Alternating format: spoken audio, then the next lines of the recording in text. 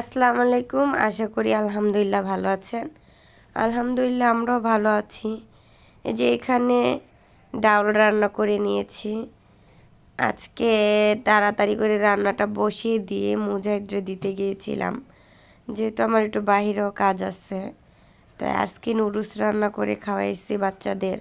এই যে এখানে আরিয়ানের জন্য রেখেছি। তাই ওই যে ভাত বসিয়েছিলাম, ভাত হয়ে গেছে। তাই ডালও এখান থেকে হয়ে গেছে, এসে দেখি ডাল ভাত হয়ে গেছে। তাই ধনিয়া পাতা দিয়ে ডালটা নামিয়ে ফেললাম, আর ভাতও হয়ে গেছে। এখন চুলাটা সুন্দর করে পুছে করে ফেললাম, ঠিক করে ফেললাম। আর এই যে এখান থেকে ঘর দুয়ারও গুছিয়ে ফেলেছি।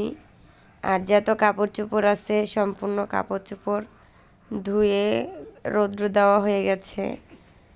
তাই এগুলো রাত্রি ধোয়া, কালকে সকালে ধোয়া হয়েছিল, কিন্তু জায়গা পাইনি, এই জন্য দিতে পারিনি। তাই রাত্রে ঘরে মেলা দিতে হয়েছে, যেহেতু কিচ্ছু করার নাই। এখানে রশি খালি ছিল না। তো আজকে ডাল আর আলুর ভর্তা বানাবো, সাথে ডিম ভেজে নিব খাওয়ার জন্য। গোস মাছ খেতে খেতে আর ভালো লাগছে না। এই যে দেখেন ডাল আর আলুর ভর্তা সুন্দর করে সাজিয়ে ছেলেরে খেতে দিচ্ছি। আমার ছেলে চা এভাবে খেতে পছন্দ করে, ও চায় ওর খাবারটা একটু সাজায় গুজায় দেওয়ার জন্য। তো দুপুরের খাওয়া দাওয়া তো শেষ, ঘুমাইছিলাম, ঘুমের থেকে উঠলাম। বাচ্চাদের এখন তো একটু নাস্তা বানিয়ে দেওয়া লাগে।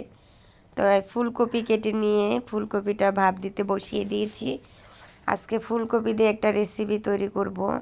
এখানে নিয়ে নিয়েছি হলুদ, মরিচ, ধনিয়ার গুঁড়া, স্বাদ মতন লবণ, আর ঘরে বানানো একটা মশলা।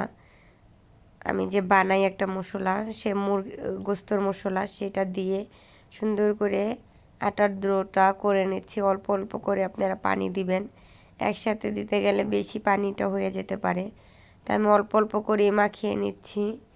এই যে আপনারা অল্প অল্প করে এভাবে করে দিয়ে পরে, যেমন আলুর চপ বেগুনি আমরা বানাতে যেভাবে ডোটা বানাই সেভাবেই বানাবেন। এই যে বেসনের মতন দেখছেন, দেখাই দিলাম আমি যে আমার আঙ্গুলে লেগে গেছে।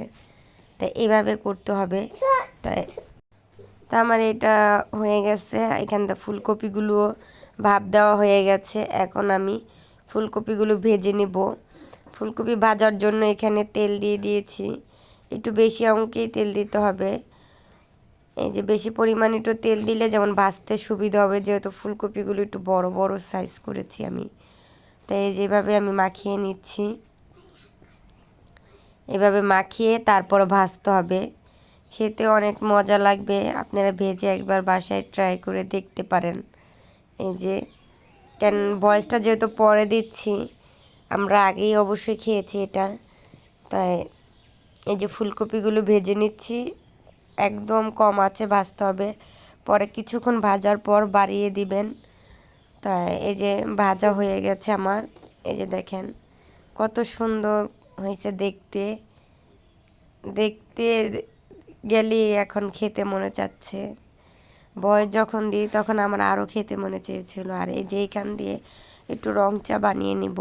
এখানে দারচিনি, এলাচি আর একটু আদা ছেঁচে দিয়েছি। আর এই যে দেখেন আমি আপনাদের একটু খেয়ে দেখাচ্ছি। দেখছেন কত সুন্দর ভিতরেরটা সিদ্ধ হয়েছে আর মচমচও হয়েছে।